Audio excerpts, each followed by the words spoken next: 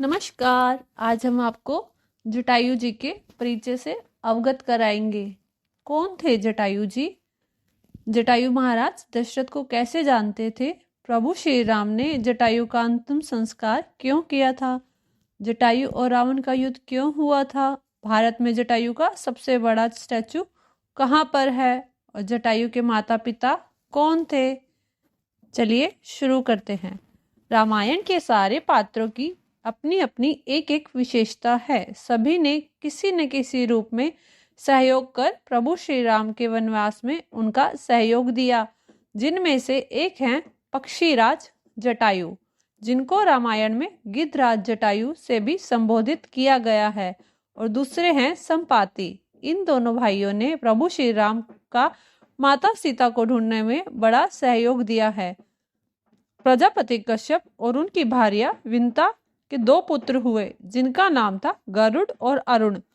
गरुड़ भगवान विष्णु की शरण में चले गए तथा अरुण सूर्य देव की शरण में चले गए। अरुण सूर्य देव के सारथी हुए और उनके दो पुत्र हुए, संपाति और जटायु। संपाति बड़ा बेटा तथा जटायु छोटा बेटा था। एक बार दोनों ने सूर्यमंडल को स्पर्श करने की शर्त लगी। सूरज का तेज असहाय होने के कारण जटायु तो बीच में से वापस लौट आए और संपाति उड़ते ही चले गए। सूर्य का तेज इतना ज्यादा था कि उनके निकट पहुंचने से पहले ही संपाति के पंख जल गए और वह समुद्र तट पर गिरकर चेतन शून्य हो गए। और चंद्रमा नामक मुनि ने उन पर दया करके उनका उपचार किया और उनके दर्द को सहने के लिए उनको आशीर्वाद दिया कि जब सीता माता को ढूंढते हुए वानर तेरे पास आएंगे तो तुम्हारे पंख फिर से जमने शुरू हो जाएंगे। ऐसा सुनकर संपाति को साहस मिला और वो उस वक्त का इंतजार करने लगा, क्योंकि जैसे मछली का पानी के बिना अस्तित्व नहीं होता, ठीक उसी प्रकार से पक्षियों का अपने पंखों के बिना कोई अस्तित्व नहीं होता। जटायु पंचवटी में रहने लगे और जहाँ एक बार महाराज दशरथ से उनकी मुलाकात हुई और वो दोनों परम मित्र बन गए। जब प्रभु श्री राम वनवास के लिए पंचवटी में रहने आए तो वहां उनकी मुलाकात पक्षीराज जटायु से हुई। माता के कहने पर सोने का मृग का शिकार करने आए, तब माता सीता के कटु वचन सुनकर लक्ष्मण को प्रभु श्री राम के पास जाना पड़ा, जिसका फायदा उठाकर धोखे से रावण ने माता सीता को उठाकर ले गया। और माता सीता की करुण पुकार जब गिद्धराज जटायु के कानों में पड़ी तो वह खुद को रोक नहीं पाया और माता सीता को बचाने के लिए रावण के साथ युद्ध करने लगा। रावण ने जटायु जी के पंख काट दिए और वह अधमरी हालत में जमीन पर गिर गए। रावण माता सीता को लेकर चला गया। दोस्तों, जटायु ने पक्षी होने के बाद भी एक स्त्री की रक्षा के लिए अपने प्राणों का बलिदान दिया। हमें भी असहाय लोगों की मदद करनी चाहिए। ठीक कुछ देर बाद प्रभु श्री राम और लक्ष्मण माता सीता को ढूंढते हुए जा रहे थे। तब उन्होंने रास्ते में घायल अवस्था में जटायु जी मिले, जो मरण अवस्था में थे।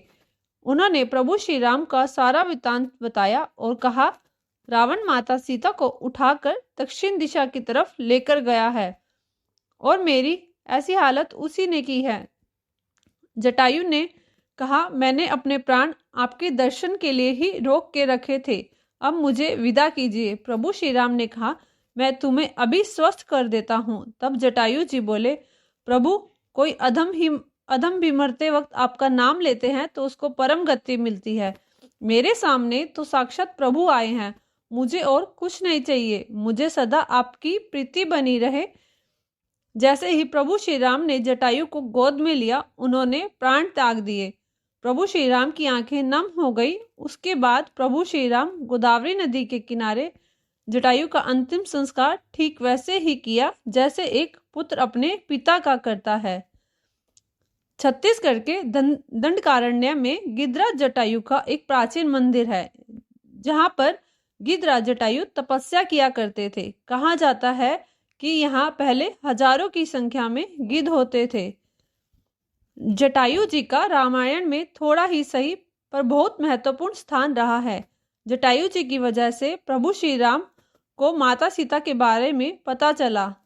कैसे रावण बलपूर्वक माता सीता को उठाकर ले गया था।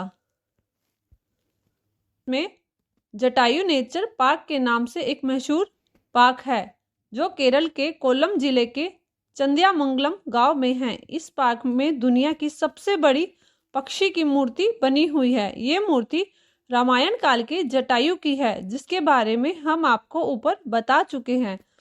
लोग इसे दुनिया का सबसे बड़ा पक्षी के रूप में देखते हैं। इस म्यूजियम में रामायण के बारे में देखने को मिलता है।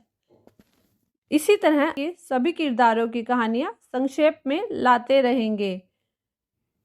वीडियो अच्छी लगी तो वीडियो को लाइक करें, चैनल को सब्सक्राइब करें। धन्यवाद।